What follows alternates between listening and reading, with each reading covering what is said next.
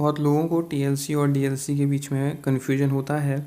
इसलिए इस वीडियो में हम आपको टीएलसी और डीएलसी के बीच में क्या डिफरेंस है इसको बताने वाले हैं। तो चलिए अब हम इस वीडियो को स्टार्ट करते हैं। सबसे पहले हम टीएलसी और डीएलसी के फुल फॉर्म्स के बारे में जान लेते हैं और फिर हम एक एक करके इसकी स्टडी आगे की वीडियो में करेंगे। टीएलसी जिसका फुल फॉर्म होता है टोटल ल्यूकोसाइट काउंट, ल्यूकोसाइट जिसे हम डब्ल्यूबीसी यानी कि वाइट ब्लड सेल्स भी कहते हैं। तो अब हम बात करते हैं डीएलसी के बारे में। डीएलसी जिसका फुल फॉर्म होता है डिफरेंशियल ल्यूकोसाइट काउंट, ल्यूकोसाइट जैसा हम बता चुके हैं, इसे हम डब्ल्यूबीसी यानी वाइट ब्लड सेल्स भी कहते हैं, जो हमारे शरीर में डिफेंस मैकेनिज्म का काम करते हैं। चलिए तो अब हम इसको एक एक करके डिटेल में पढ़ेंगे। सबसे पहले हम चर्चा करते हैं टीएलसी यानी कि टोटल ल्यूकोसाइट काउंट्स की। टोटल ल्यूकोसाइट काउंट्स का मतलब होता है number of white blood cells in 1 microlitre और 1 क्यूबिक ऑफ ब्लड। सिंपल सी भाषा में मैं आपको उसको समझाता हूँ।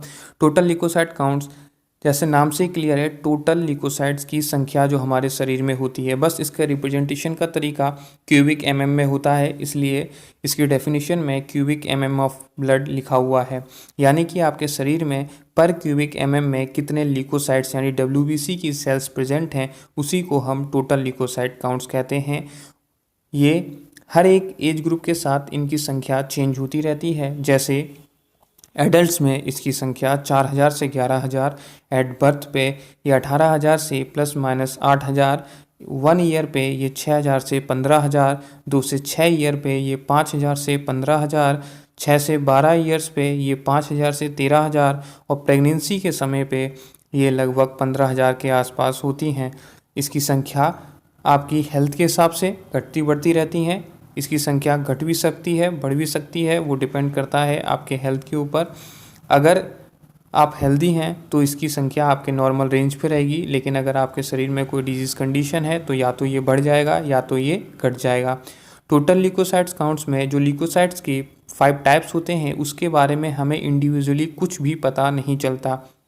जैसे हमें टोटल ल्यूकोसाइट काउंट्स को देख करके लिम्फोसाइट्स, आपका मोनोसाइट्स, आपका बेसोफिल्स, न्यूट्रोफिल्स, इसिनोफिल्स, इनके बारे में आपको कोई जानकारी नहीं मिलेगी। इसके लिए हम डीएलसी को देखते हैं। अब हम बात करते हैं डीएलसी के बारे में। डीएलसी जिसका फुल फॉर्म होता है डिफरेंशियल ल्यूकोसाइट काउंट्स, जैसा कि नाम से ही क्लियर है, डिफरेंशियल यानी कि इसमें आपको ल्यूकोसाइट्स के जो 5 टाइप्स होते हैं, न्यूट्रोफिल्स, लिम्फोसाइट्स, मोनोसाइट्स, इसिनोफिल्स, बेसोफिल्स, इनके बारे में इंडिविजुअली, इनकी संख्या के बारे में आपको इंडिविजुअली पता चल जाएगा। जैसे न्यूट्रोफिल्स की संख्या 40 से 60%, लिम्फोसाइट्स की संख्या 20 से 40%, मोनोसाइट्स की संख्या 2 से 8%, इसिनोफिल्स की संख्या 1 से 4% और बेसोफिल्स की संख्या 0.5 से 1% के बीच में होती है। इनकी नॉर्मल रेंज को देख करके आपको ये पता लग जाता है कि डिजीज़ की सीवियरिटी कंडीशन क्या है। जैसे न्यूट्रोफिल्स हमारे बॉडी में फर्स्ट लाइन ऑफ डिफेंस कहा जाता है, यानी कि जब आपको कोई भी इन्फेक्शन सबसे पहले होगा तो सबसे पहले वहाँ लड़ने के लिए न्यूट्रोफिल्स जाती हैं। यानी कि न्यूट्रोफिल्स की संख्या अगर बढ़ी हुई दिखाई देती है तो इससे अंदाज़ा लगा लेना चाहिए कि ये जो इन्फेक्शन हुआ है आपको वो एक्यूट है। जब ये कुछ समय हो जाता है इन्फेक्शंस को, तो जब वो क्रोनिक स्टेज पे पहुंच जाता है तब आपको शरीर में लिम्फोसाइट्स की संख्या बढ़ी हुई दिखाई देगी। यूसिनोफिल्स, ये जब आपको एलर्जिक रिएक्शन हो, एलर्जिक इन्फेक्शंस हो, तब खासकर कि यूसिनोफिल्स की संख्या बढ़ी हुई दिखाई देती है। मोनोसाइट्स और बेसोफिल्स, इनके बारे में कोई स्पेसिफिक नहीं बताया गया है कि ये एक्यूट कंडीशन में आपको बड़ी दिखाई देगी, क्रोनिक में बड़ी दिखाई देगी, एलर्जिक कंडीशन में बड़ी दिखाई देगी। ये हर एक कंडीशन पे इनका जो डिजीज़ कंडीशन होती है उस पे आपको इसकी वैल्यू में वेरिएशन दिखाई देगा, तो उस हिसाब से आप अंदाज़ा लगा सकते हैं कि ये डिज़ीज़ क्रोनिक है कि एक्यूट है। मेनली न्यूट्रोफिल्स, लिम्फोसाइट्स, इसिनोफिल्स, इससे आपको ये पता लग जाता है कि आपकी जो डिजीज़ कंडीशन है वो एक्यूट है कि क्रोनिक है कि एलर्जिक है।